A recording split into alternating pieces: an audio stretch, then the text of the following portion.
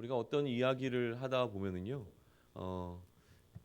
큰 이야기가 있으면 해야 하는 이야기가 있죠. 그 이야기의 주제가 있는데 어떤 이야기를 열심히 하다가 중간에 곁길로 빠지는 경우가 있습니다.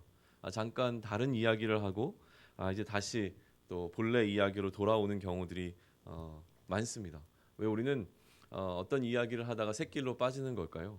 주로 산만한 사람들이 그렇겠죠. 한 가지를 이야기하다가 여러 가지를 생각나는 대로 이야기하는 사람이 그럴 수 있지만 히브리서 저자와 같이 무언가 논리적이고 체계적으로 이야기를 진행해 나가는 과정 가운데 지금 하고 있는 이야기를 잠깐 멈추고 다른 이야기를 하려 한다면 그 이야기 역시 이 타이밍에서 굉장히 중요한 이야기이기 때문일 것입니다.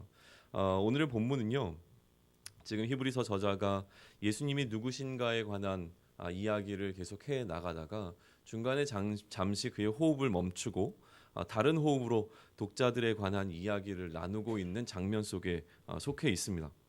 어떤 큰 흐름 속에서 곁가지로 나왔다가 다시금 이제 큰 흐름으로 돌아가게 되어지는데요. 이 히브리서 저자의 탁월함이 좀 등장을 합니다. 굉장히 매끄럽게 빠져나왔다가 다시 들어가는 모습을 발견하게 되어집니다. 마치 이런 겁니다. 요즘 뉴스에서 가장 이슈가 되고 있는 것 가운데 한 가지가 위안부 문제인 것을 잘 알고 계실 텐데요. 위안부에 관한 이 문제에 관한 이야기를 하고 있다가 갑자기 국정교과서 이야기로 넘어갔습니다. 또 국정교과서 이야기를 하다가 자연스럽게 역사에 관한 흐름을 통해서 위안부 문제로 돌아오게 되는 이런 어떤 굉장히 매끄러운 흐름으로 지금 히브리서 기자는 우리의 관점을 계속 이동시키고 있는 것을 마주하게 되어지는데요. 본문 전후의 흐름은 아까도 말씀드렸지만 예수님을 큰 대제사장으로 소개하고 있는 4장 14절에서 그 가까운 흐름을 좀 찾아볼 수 있을 것 같습니다. 그러면서 예수님을 멜기세덱의 반차를 따른 대제사장이라고 소개를 하고 있습니다. 그러다가 이게 5장 10절까지 이어지고요. 5장 11절에서 갑자기 저자는 뭔가 호흡을 달리합니다. 좀 제 느낌으로는 욱하는 것처럼 느껴집니다. 예수님을 이제 쭉 대제사장으로 설명하다가 그 예수님께서 멜기세덱의 반차를 따른 제사장이라고 설명을 했는데 멜기세덱이라고 하는 이 이름이 등장하자마자 갑자기 저자의 마음속에 불편함이 들어왔습니다. 그거를 지금 그대로 표현하는데요. 11절 한번 보시죠. 멜기세덱에 관하여는 우리가 할 말이 많으나 멜기세덱에 관해서 진짜 하고 싶은 얘기가 너무너무 많은 겁니다. 그런데 하지 못하는 이유가 있습니다. 왜 그렇습니까? 너희가 듣는 것에 둔함으로 설명하기가 어려우니라. 갑갑함이 있는 거예요. 하고 싶은 얘기는 너무 많은데 듣는 청중들의 소위 얘기하면 어떤 수준을 고려했을 때에 이 이야기를 하는 것이 무슨 의미가 있을까라고 생각이 들 정도로 지금 갑갑함이 들어온 상황이라고 하는 겁니다. 그러면서 어떤 이야기, 이 독자들의 상황에 관한 이야기를 쭉 풀어가고 있는 것이 5장 11절로부터 6장 20절까지의 말씀으로 볼 수 있습니다. 그리고 오늘 우리가 읽었던 본문은 그 중간 가운데 놓여 있는 것이죠.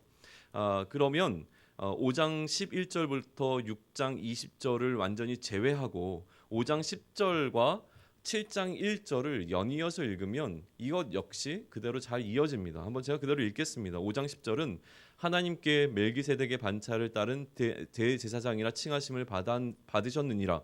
7장 1절로 넘어갑니다. 이 멜기세덱은 살렘 왕이요. 그러니까 전혀 껄끄러움이 없습니다. 그런데 왜 지금 저자는 이 중간에 5장 11절부터 6장 20절까지의 내용을 집어넣었는가를 살펴보는 것이 우리가 이 본문을 대하는 또 본문 속에서 하나님의 메시지를 발견하는 굉장히 유익한 관점이 될 것이라고 좀 믿습니다.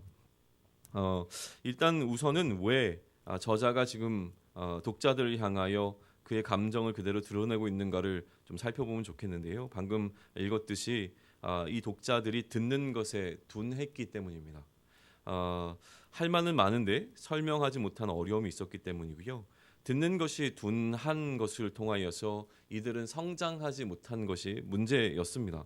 5장 12절을 보게 되면 이 독자들은 세월의 속도를 따라가지 못하는 신앙의 성장 속도를 가지고 있었습니다.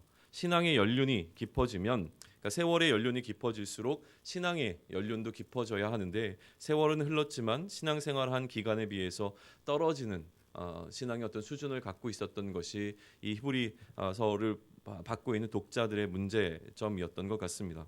성장하지 못했던 그들의 모습은요, 이들로 하여금 흔들리게 만들었고 결국에는 그리스도를 배교하는 상황까지 끌고 갔던 것 같습니다. 바울은 그의 논의를 배교라고 하는 극단까지 끌고 가는 것을 우리는 마주하게 되어지는 것이죠. 이렇게 극단적인 상황에 관한 이야기를 전한 이 저자는요, 다시 논의를 끌고 들어오는 게 새롭게 끌고 들어오는 게 오늘 본문의 시작인 9절입니다. 9절을 시작할 때 완전히 그들 안에 무언가 가장 위험성이 있는 어떤 것을 제시하고 난 이후에 9절에서는 다시 사랑하는 자들아라고 하면서 이야기를 꺼내고 있는 것이 보여집니다. 어떤 톤이 바뀌고 있는 것인데요. 우리가 이같이 말하나, 앞서 말한 것을 얘기하는 것이죠. 앞서 우리가 이렇게 말했지만 너희에게는 이보다 더 좋은 것, 곧 구원에 속한 것이 있음을 확신한다라고 이야기를 합니다.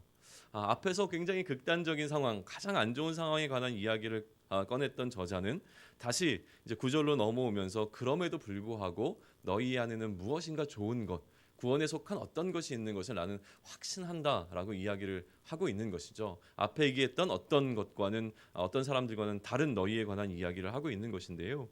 그들 안에 그러면 무엇이 있는가라고 하는 것에 대한 힌트를 그 다음 절에서 이야기하고 있습니다. 10절을 보시면 중간에 너희 행위와 그의 이름을 위하여 나타낸 사랑으로 이미 성도를 섬긴 것과 이제도 섬기고 있는 신 것입니다. 그들이 이제 어떤 행위를 했고 또 그의 이름을 위하여 나타낸 사랑으로 성도들을 어떻게 섬겼고 이제도 어떻게 섬기고 있는지가 그들 안에 좋은 것으로 또 구원에 속한 어떤 것이 있다는 것을 분명하게 나타내주는 증거가 된다라는 이야기를 하는 것이죠. 그런데 그러한 이야기를 하는 과정 가운데 특별히 저자가 강조하고 있는 것이 하나 있습니다. 그것은 무엇이냐면 하나님은 불의하지 아니하사 잊어버리지 아니하신다라고 하는 것을 덧붙이고 있다고 하는 것이죠.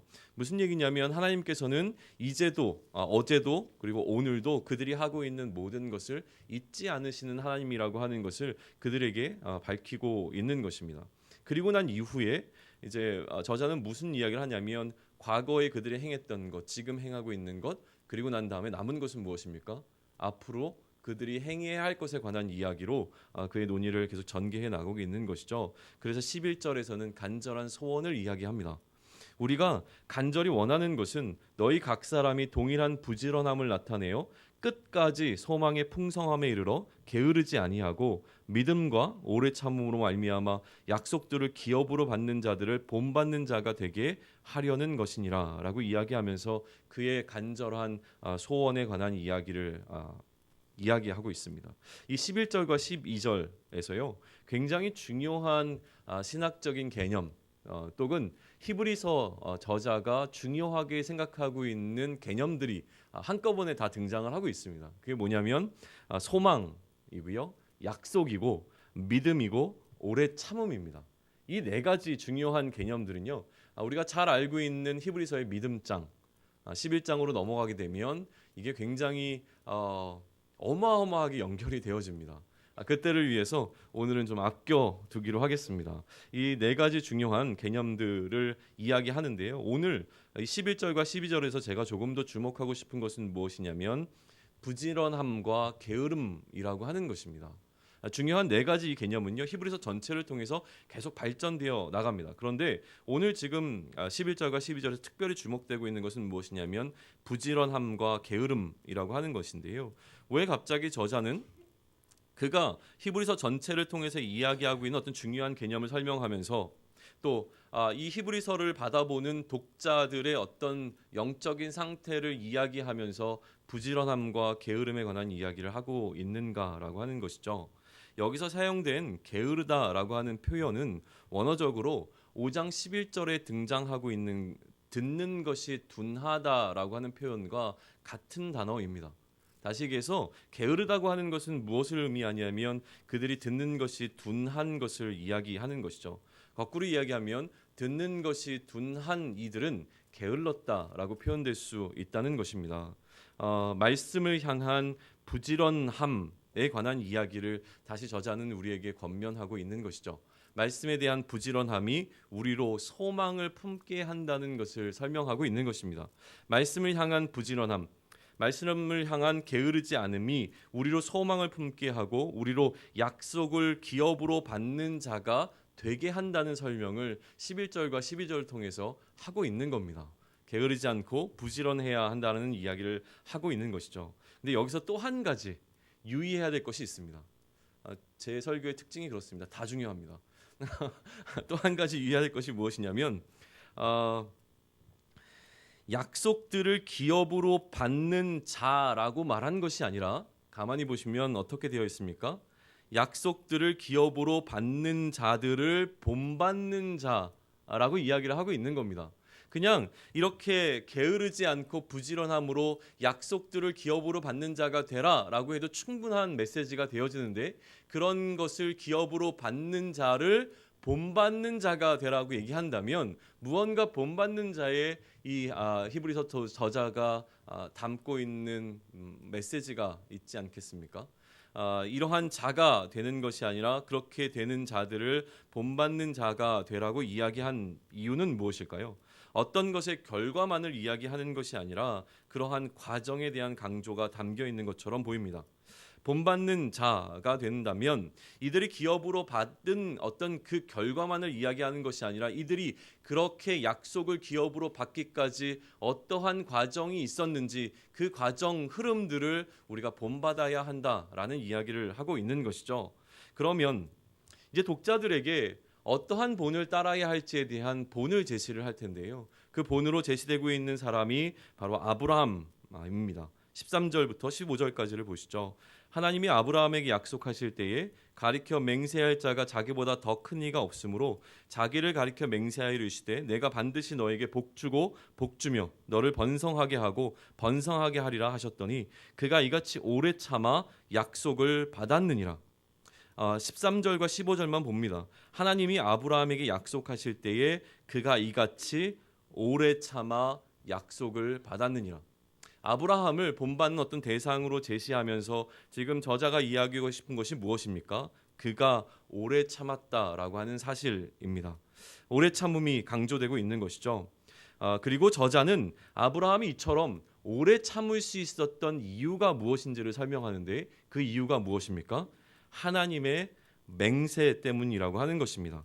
그래서 16절부터는 이 맹세에 관한 설명을 이어나가기 시작합니다. 맹세의 원칙이 있습니다. 16절은 그것을 이야기하는데요. 사람들은 자기보다 더 큰 자를 가리켜 맹세하는 것이 원칙이었습니다. 이 맹세의 의미는 그들이 다투는 모든 일의 최후의 확정이 되어지기 때문에 맹세가 의미가 있었던 것입니다. 그렇다면 하나님은 왜 맹세했는가라고 하는 질문이 등장할 텐데 그것에 대한 설명이 바로 17절입니다. 하나님은 약속을 기업으로 받은 자들에게 그 뜻이 변하지 아니함을 충분히 나타내시려고 그 일을 맹세로 보증하셨다라고 설명을 하고 있는 것입니다. 하나님은 왜 맹세하신 것입니까? 그 뜻이 변하지 아니함을 충분히 나타내시려고 맹세하신 것입니다. 그리고 이것이 우리의 오래 참음의 이유가 된다라는 설명인 것입니다. 그런데 이런 질문이 들어옵니다. 여러분들은 맹세를 믿으십니까? 제가 올 한 해 다이어트를 해서 살을 빼겠다고 맹세한다면 믿으시겠습니까? 안 믿으실 겁니다. 그러면 우리는 어떻게 하나님께서 맹세하신 것을 믿을 수 있는가에 대한 궁금증이 일어날 수도 있는 것이죠. 사람의 맹세에 대한 보증을 넘어서서 하나님, 그냥 단순히 얘기해서 하나님께서 말씀하신 것이니까 그대로 믿어라고 하는 것을 넘어서서 지금 저자는 왜 하나님의 맹세를 우리가 100% 혹은 그 이상까지도 신뢰할 수 있는지에 대한 설명을 덧붙이고 있습니다. 그게 바로 18절이라고 하는 것이죠. 사람의 맹세는 믿을 수 없지만 하나님의 맹세를 믿을 수 있는 유일한 이유는 뭐라고 기록되어 있습니까? 하나님이 거짓말을 하실 수 없는 분이라고 하는 하나님의 성품 때문이다라고 설명을 하는 겁니다. 하나님은 거짓말을 하실 수가 없는 분이라는 설명 속에서 두 가지가 너무나 확고해지는데요. 두 가지 변하지 못할 사실에 대해서 이야기하는데 이 두 가지가 무엇입니까? 첫째는 거짓말 못하시는 하나님께서 약속하신 것이라면 그 약속은 진실되고 반드시 성취된다라고 하는 것입니다. 거기에 덧붙여서 하나님은 무엇을 하셨습니까? 맹세를 하셨습니다. 거짓말을 못하시는 하나님께서 맹세하신 것이라면 그 맹세 또한 반드시 지켜질 것에 관한 이야기를 하는 것이죠. 그리고 난 다음에 이렇게 설명합니다. 그 사실로 말미암아 앞에 있는 소망을 얻으려고 피난처를 찾은 우리에게 큰 안위를 받게 하려 하심이라라고 되어 있는데요. 하나님에 관한 설명을 한 이후에 이제 저자는 우리에 관한 이야기를 하면서 독자들에 관한 이야기를 하면서 독자들을 이런 이미지로 설명합니다. 풍랑 가운데 있는 어떤 배, 풍랑을 만난 배와 같은 이미지로 우리의 상황을 설명해 내고 있는 것이죠. 소망을 얻기 위해서 피난처를 찾아갔습니다. 그리고 그 피난처 속에서 소망을 얻었습니다. 그리고 이 소망이 우리에게 큰 안위가 되어지고 있는 것을 설명하는 것이죠. 우리가 얻은 이 소망은요, 이제는 우리로 어떠한 풍랑 가운데서도 어떠한 상황 가운데서도 흔들리지 않게 만들어주는 영혼의 닻이 되어진다라고 설명을 합니다. 이것을 통하여서 우리는 오래 참을 수 있게 되어지는 것이죠. 19절로부터 20절까지를 한번 보시죠. 우리가 이 소망을 가지고 있는 것은 영혼의 닷 같아서 튼튼하고 견고하여 휘장 안에 들어가나니 그리로 앞서가신 예수께서 멜기세덱의 반차를 따라 영원히 대제사장이 되어 우리를 위하여 들어가셨느니라. 제가 아까 얘기했던 놀라운 히브리서 기자의 이 문학적인 기법인데요. 한참 독자들을 향한 불편한 마음과 그들을 향한 격려를 하다가 다시 논의를 어디로 끌고 갑니까? 멜기세덱에 관한 이야기로 끌고 가기 위해서 이 이야기를 하고 있습니다. 그리고 7장부터 시작되는 멜기세덱에 관한 이야기가 지금 이야기하고 있는 19절과 20절을 보충하면서 설명이 이제 확대되어져 나가고 있는데요. 내일의 본문이기 때문에 이건 역시 남겨두도록 하겠습니다. 정리를 하겠습니다. 계속 논리는 발전 중에 있습니다. 저자가 멜기세덱을 이야기하는 중간에 하고 싶었던 이야기의 핵심은 약속들을 기업으로 받은 자들의 인내를 본받아서 끝까지 소망의 풍성함에 이르라고 하는 것입니다. 거짓 없으신 하나님으로 인해 더욱 확실한 약속과 맹세가 우리에게 있으니 결코 흔들리지 말라라고 하는 것입니다. 흔들림으로 하나님의 아들을 다시 십자가에 못 박는 것과 같은 행위를 하지 말라고 우리에게 권면하고 있는 것이죠. 그런데 우리는 왜 흔들립니까? 우리는 왜 흔들리는 것일까요?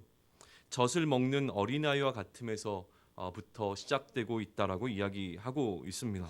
단단한 음식을 먹는 장성한 자로 자라야 한다는 것입니다. 듣는 것에 둔한 것, 이것이 바로 게으름입니다. 그러니 부지런해야 한다는 것이죠. 히브리서 저자는 부지런한 사람이었습니다. 그는 구약에 대한 그 누구보다도 깊은 이해를 갖고 있었던 사람이었습니다.